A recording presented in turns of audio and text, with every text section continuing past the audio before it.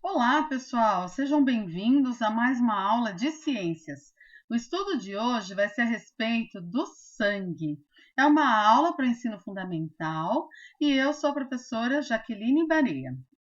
O sangue é um tecido conjuntivo muito especial, porque ele é composto de uma matriz líquida, que a gente chama de plasma sanguíneo, riquíssimo em várias substâncias, e por uma porção celular bastante diversificada, com vários tipos de células, chamados elementos figurados do sangue.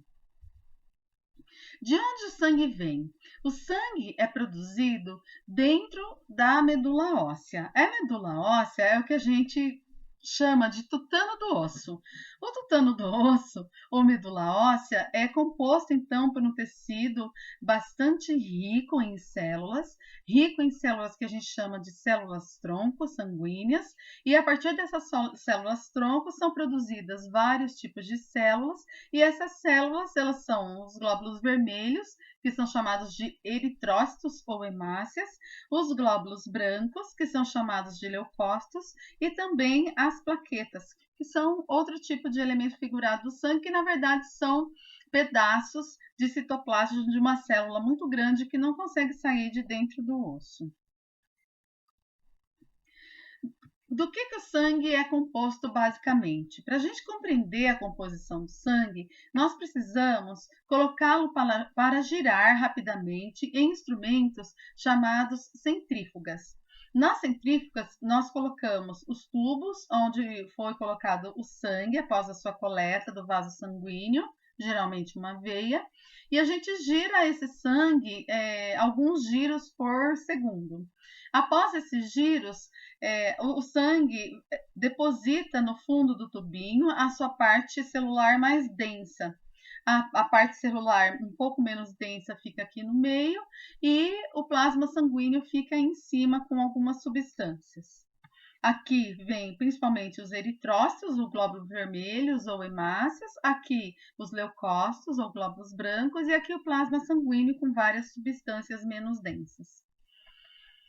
Então, o sangue ele é composto de uma parte celular. Nessa parte celular, a gente tem os glóbulos brancos ou leucócitos, que aqui estão coloridos porque foi usado uma tintura especial para a gente poder enxergá-los, e os glóbulos vermelhos. Após a centrifugação, então, ele apresenta o plasma com as plaquetas, os leucócitos, que são os glóbulos brancos, aqui bem denso, o concentrado de glóbulos vermelhos ou hemácias ou eritrócitos. Eritro significa vermelho em grego. Quando a gente faz exame de sangue, esses exames de sangue eles podem analisar tanto os elementos figurados, que são as células, como também o plasma. Quando a gente vai analisar os elementos figurados, a gente analisa os glóbulos vermelhos, os glóbulos brancos e as plaquetas. Os glóbulos vermelhos, eles têm um formato específico para serem considerados normais. Aqui vocês estão vendo um glóbulo vermelho perfeito, tá? Ele tá perfeitinho, tanto em seu formato quanto na quantidade de hemoglobina dentro dele. Agora, o glóbulo vermelho, quando você o analisa no microscópio e ele apresentar qualquer deformidade de tamanho, qualquer deformidade na deposição da hemoglobina, ou na cor, ou no formato, ou na sua membrana, cada deformidade dessa aqui pode significar um específico caso de doença ou um específico caso de anemia. Então, tudo que a gente observa de diferente nas hemácias ou nos glóbulos vermelhos ou eritrócitos vão indicar diferentes tipos de anemia que ocorreram por diferentes motivos ou identificar diferentes tipos de problemas que possam estar ocorrendo no sangue dessa pessoa. Os leucócitos ou glóbulos brancos, eles têm esse nome porque leuco em grego significa transparente e cito é células. Então, leucócitos, células transparentes. Na realidade, quando você colhe o sangue de uma pessoa e passa o sangue dessa pessoa numa lâmina e observa no microscópio, você não consegue enxergar os leucócitos. Para que você possa enxergá-los, você precisa passar por uma tintura, geralmente é um corante azul, bem diluído que a gente põe, deixa esse sangue ficar na lâmina ali, no corante por uns 10 minutos, para depois a gente tirar esse corante, para a gente poder analisar as células ao microscópio. Aí a gente consegue ver os diferentes tipos de leucócitos. Nós temos os linfócitos, que são as células especiais que produzem os anticorpos, que nós vamos falar sobre eles em breve. Nós temos os monócitos, que são células fagocíticas, elas engolem os micróbios. Nós temos o segmentado ou granulócito basófilo, que também são de células que fazem a fagocitose, que engolem os micróbios, o eosinófilo e o basófilo, que além também de fazer fagocitose, engolir micróbios, tem vários grânulos, que contêm substâncias que vão ajudar no ataque às substâncias que são nocivas para o nosso organismo. A gente estuda os leucócitos dentro de um hemograma para a gente poder ver infecções, por exemplo. Se uma pessoa está com um número muito grande de leucócitos, ela pode estar com infecção. Se ela está com uns leucócitos muito diferentes, muito alterados, um formato, a morfologia muito estranha, pode estar indicando algum tipo de leucemia. Se está faltando os leucócitos, a pessoa pode estar com baixa resistência. Se está com grande quantidade de eosinófilo, pode indicar que a pessoa está infestada com uma verminose. E a gente analisa também esses fragmentozinhos aqui, esses elementos figurados aqui, que são as plaquetas. As plaquetas, elas estão envolvidas na coagulação sanguínea, ajudam a fechar os ferimentos para a gente parar de sangrar, para não ter uma hemorragia. Tá? As plaquetas, como eu disse, elas são fragmentos do citoplasma dos megalócitos, que são células muito gigantes que nascem dentro da medula óssea e, por serem tão grandes, elas não conseguem sair do osso. E aí o que acontece? Ela vai perdendo partes do seu citoplasma pelo osso e essas partes são as plaquetas que vão ajudar a fechar os ferimentos para evitar perdas de sangue exagerada. Então, olha, aqui estão os diferentes tipos, então, de leucócitos que devem estar circulando no nosso sangue, tá? E existem os exames de sangue que vão analisar exatamente o plasma.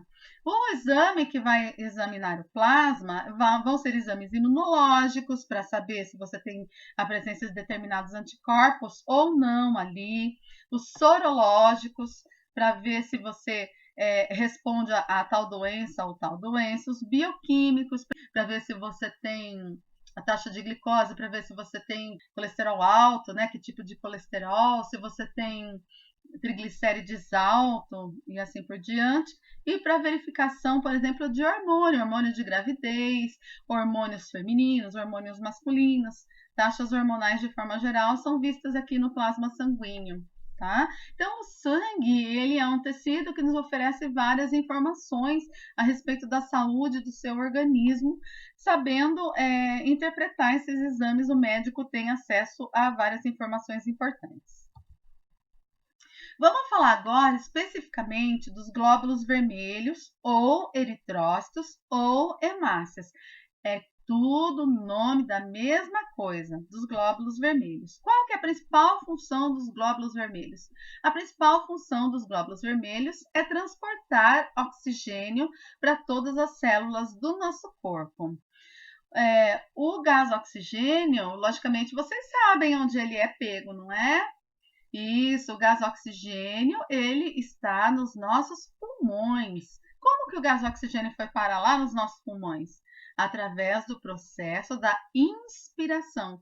Quando nós trazemos o ar atmosférico para dentro da gente, o gás que nós queremos que se fixe nos nossos pulmões é o gás oxigênio. Lá nos alvéolos pulmonares, o gás oxigênio vai ficar e por lá, nos capilares sanguíneos que passam pelos alvéolos pulmonares, vão existir células de glóbulos vermelhos, né, que vão passar e vão pegar o oxigênio. Esse oxigênio ele vai para dentro do glóbulo vermelho e ele vai se ligar nas partículas de hemoglobina que ficam dentro do glóbulo vermelho. As partículas de hemoglobina são justamente as partículas que dão cor vermelha aos eritrócitos. Então, os eritrócitos, eles são vermelhos porque dentro dele existem várias moléculas de hemoglobina. E justamente nessas moléculas de hemoglobina é que o gás oxigênio vai se ligar para poder ser transportado. E quando esses glóbulos vermelhos chega na célula e a célula está precisando de oxigênio, é quando a hemoglobina vai liberar esse oxigênio para ir para a célula que está necessitando desse oxigênio. Será que alguém do 8º ano se lembra para que a célula precisa do oxigênio? Ah, isso mesmo, precisa do oxigênio para quebrar a glicose, para produzir energia. Isso mesmo. Aqui nessa figura, a gente tem um esquema da molécula de hemoglobina e você está vendo aqui, ó, essa estruturazinha pintada de amarelo, que são justamente átomos de ferro. Ferro que vem lá da nossa alimentação, dos sais minerais de ferro, do feijão, do espinafre, da beterraba, da carne vermelha, e é justamente nesses átomos de ferro de dentro da hemoglobina que o oxigênio vai se ligar para ser transportado, tá bom? E é para isso que os eritrócitos servem, para transporte de oxigênio para todas as nossas células. Relembrando, quem tem número baixo de glóbulos vermelhos, a gente já falou sobre isso, hein?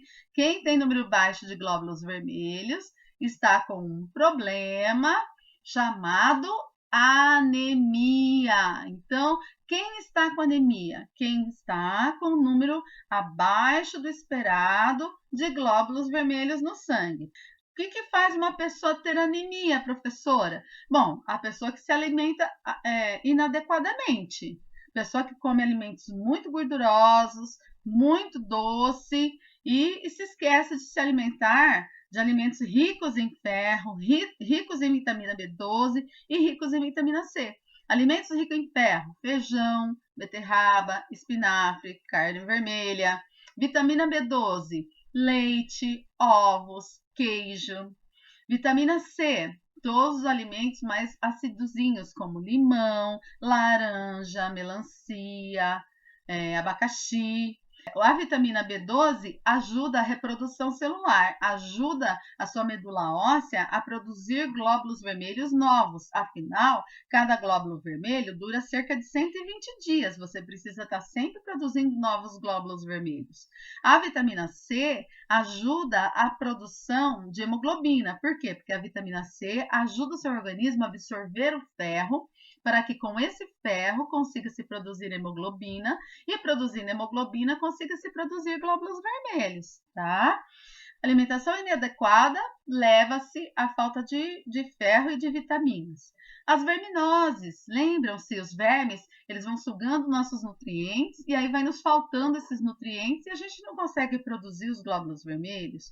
Mulheres gestantes, geralmente mandam seus nutrientes, em sua maioria, para o seu bebê que está sendo formado. Então, é muito comum mulheres gestantes ter falta de nutrientes e ter anemia por conta disso daí. Hemorragias, perdas de sangue em grande quantidade, meninas que menstruam muito ou por muitos dias podem ter anemia, então precisam procurar um médico, ter orientações, ter uma alimentação correta para a reposição desse sangue, né? E existem também anemias que são hereditárias, que passam de pai para filho através da genética, tá? Como a anemia falciforme, a talassemia, que são exemplos de anemias que passam de pai para filho, que também é importante vocês saberem que isso existe. Como uma pessoa faz, né, para saber se está com anemia? Pelas consequências da anemia, os sintomas que vão aparecer. Muito cansaço, muito desânimo, muito sono, tontura, fraqueza, desânimo, dificuldade de respirar, né? Então, todos esses são sintomas da anemia, geralmente uma palidez ou uma amarelidão, e aí precisa procurar um médico, fazer um exame de sangue para se contar um número aí de glóbulos vermelhos para saber se está anêmico ou não, tá bom? Agora, vamos nos deter no estudo dos leucócitos, dos nossos glóbulos brancos, os nossos defensores, os guardiões do nosso organismo. Eles servem para fazer a defesa imunológica, defender o nosso corpo contra micróbios, micro-organismos e também outros tipos de substâncias que podem nos fazer mal.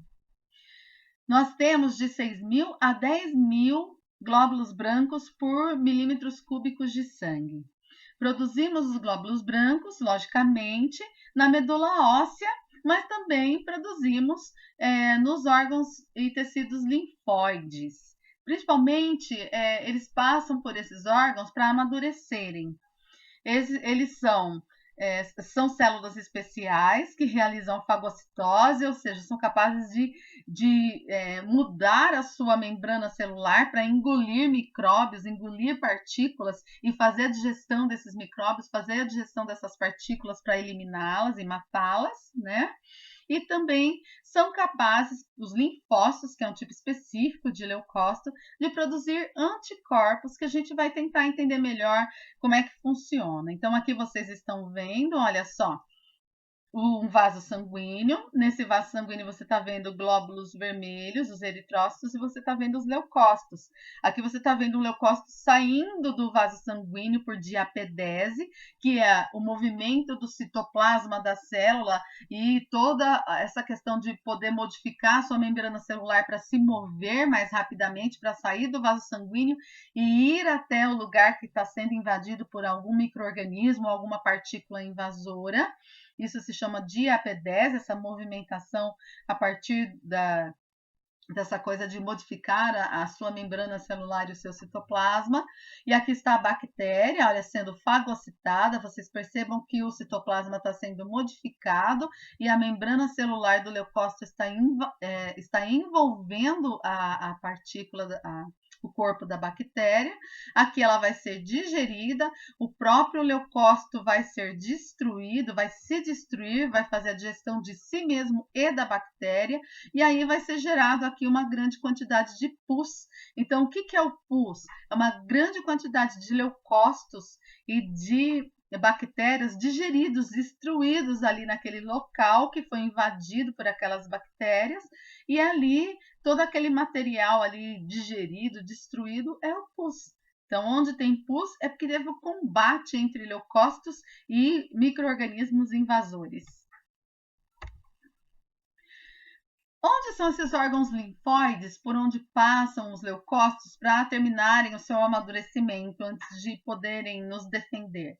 Os órgãos linfóides são os linfonodos que estão, por exemplo, aqui ó, no pescoço, na virilha, embaixo do braço. Geralmente, quando está tendo uma batalha entre leucócitos e micro-organismos, onde a gente tem linfonodos, formam-se as ínguas. O que são ínguas? Ínguas são linfonodos completamente inchados e cheios de pus, porque lá dentro está tendo uma forte batalha entre os leucócitos e o micróbio. O micróbio ficou preso dentro do linfonodo e uma grande quantidade de leucócito foi recrutado para aquele local e ali eles estão tentando destruir ali mesmo o micróbio antes que ele se espalhe pelo corpo todo. Então, onde tem íngua é porque está tendo uma grande situação de defesa imunológica ali. A gente tem o timo, que é um órgão linfóide que é glandular, por ele passam alguns linfócitos para se transformarem em células T, que são células específicas de defesa imunológica. Ele nasce grande quando a gente é bebê, depois ele vai diminuindo e na nossa senescência, quando a gente se torna velho, ele vai sendo substituído por gordura e vai perdendo essa defesa imunológica. Nós temos as tonsilas palatinas, que antigamente eram chamadas de amígdalas, As amígdalas são tecidos linfóides também, por onde vão passar os linfócitos para ter um maior desenvolvimento. O baço também é um órgão linfóide, onde vão passar os linfócitos para se transformarem em células linfócitos do tipo B, que vão defender os nossos órgãos, né? Temos nos intestinos as placas de Peyer, o apêndice vermiforme, que o pessoal dizia que não servia para nada, coisa e tal, mas hoje se sabe que aqui uma série de células também amadurecem o seu poder, né, de defesa imunológica dentro do apêndice vermiforme, então é um órgãozinho de defesa, principalmente de defesa aqui do intestino grosso. Então a gente tem espalhado pelo corpo diferentes locais de amadurecimento dos nossos leucócitos. E como é que funciona a questão da produção de anticorpos? Então vamos entender. Primeira coisa, os anticorpos, eles só são produzidos pelos linfócitos, que são tipos específicos de leucócitos. Não são todos os leucócitos que produzem anticorpos. Então quem produz anticorpo? Linfócito. Os outros leucócitos, eles são fagócitos, eles são capazes de englobar aquela partícula e destruí-la. Então, aqui você está vendo um antígeno. O que é um antígeno? Antígeno é uma substância presente no nosso invasor, no nosso micróbio, ou na substância que nos causa alergia. Existe ali alguma substância naquela partícula ou naquele micro-organismo que é detectada como algo perceptível pelos nossos leucócitos. Quando a gente recebe pela primeira vez um micro-organismo, que o nosso corpo nunca tem entrado em contato ainda, esse micro-organismo vai acabar trombando com um dos nossos linfócitos. E o nosso linfócito, ele vai reconhecer aquilo como estranho. Vai falar, nossa, não conheço essas partículas que estão aqui, não conheço essas substâncias que estão aqui na membrana desse micro-organismo. E aí o que acontece? Os nossos linfócitos começam a produzir uma substância chamada anticorpo para tentar marcar esse micróbio. É tipo uma bandeirinha. Tá ali o micróbio, deixa eu pegar isso aqui. Tá aqui o micróbio, e aí o linfócito vai lá e coloca uma substância em cima desse micróbio, uma bandeirinha. Para onde for esse micróbio, vai ficar essa bandeirinha ali marcando que é algo estranho, é um alerta. E aí, quando um outro glóbulo branco bater nesse sistema, do micróbio com o anticorpo, esse glóbulo branco, que é um fagócito, ele vai vir e vai engolir esse sistema e vai destruir. Por quê? Porque ele está marcado.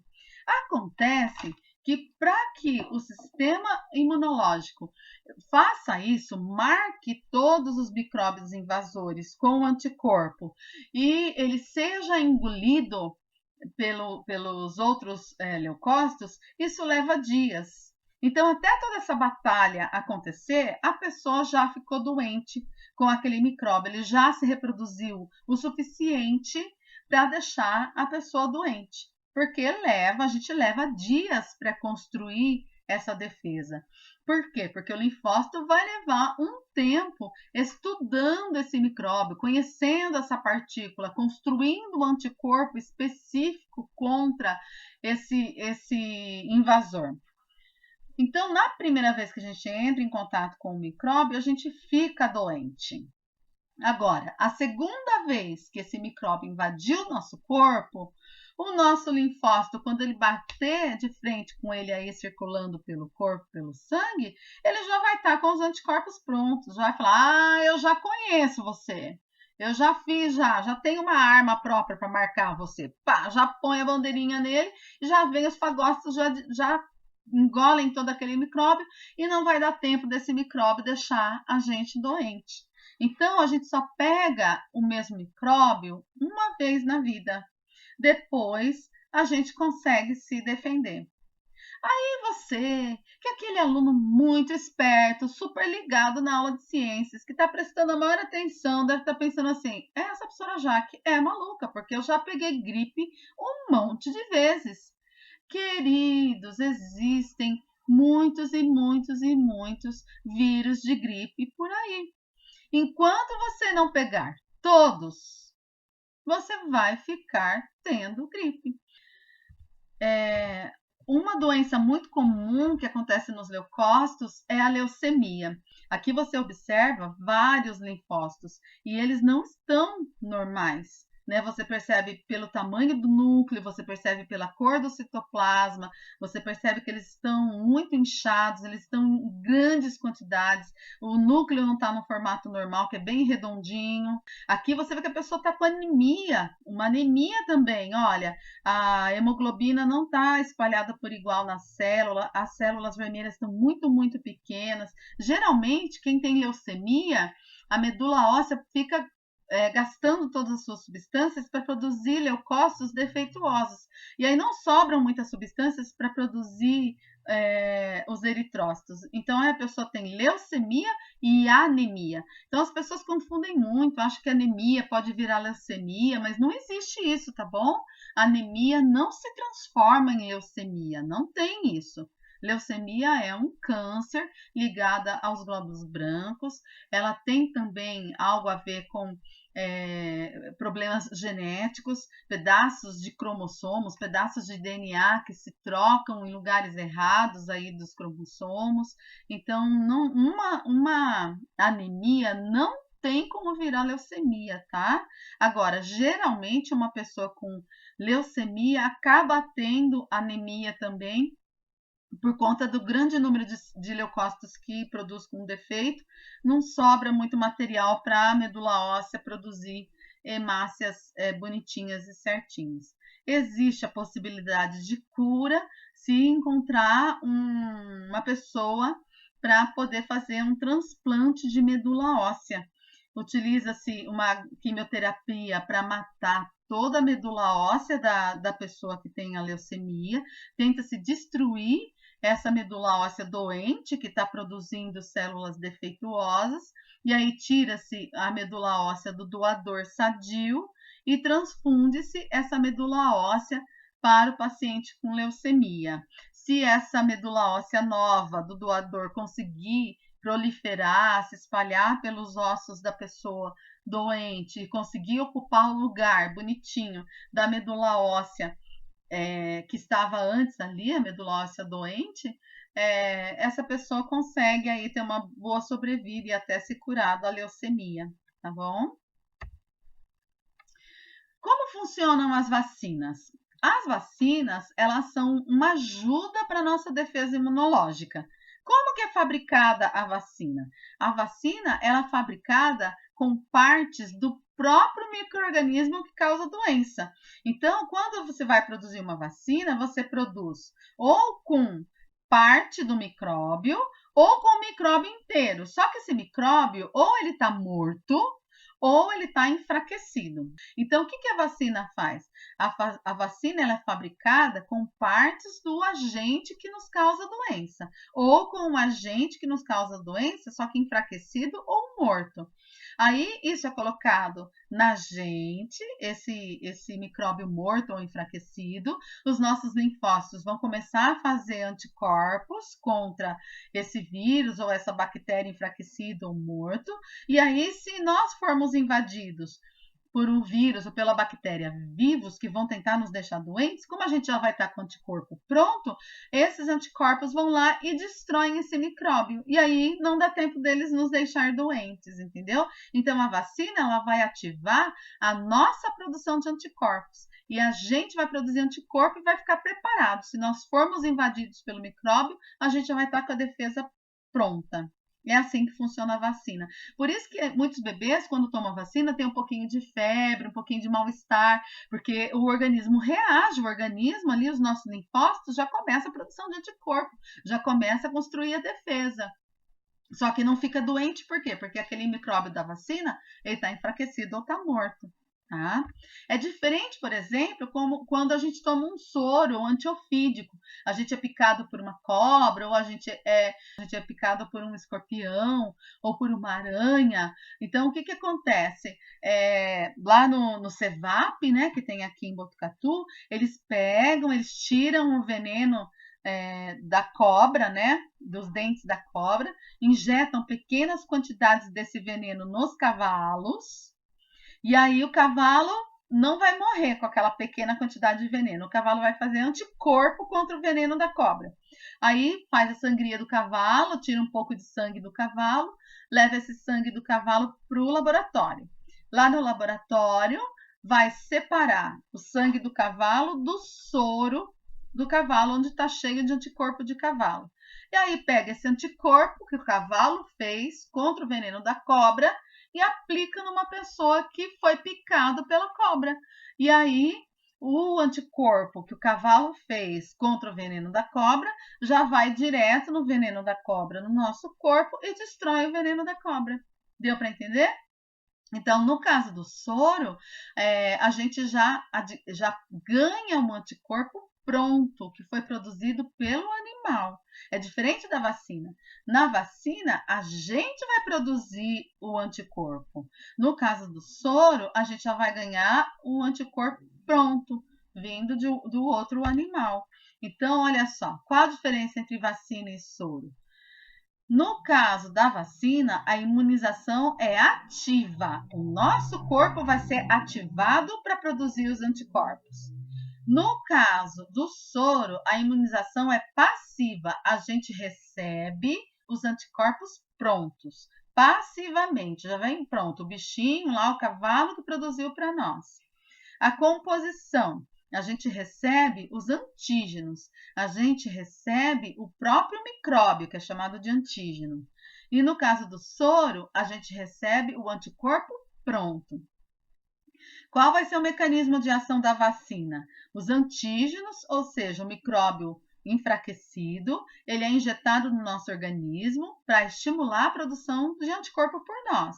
E no caso do soro, não. Os anticorpos eles são injetados prontos e eles vêm prontos já tentando destruir o antígeno que está dentro da gente nos fazendo mal.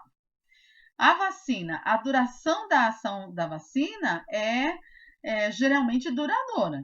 Tá? Tem vacina que a gente tem que renovar de vez em quando, porque são vários tipos de vírus causadores daquela doença, ou ela tem baixa duração, né? A duração de 15 anos, por exemplo, como a vacina contra tétano.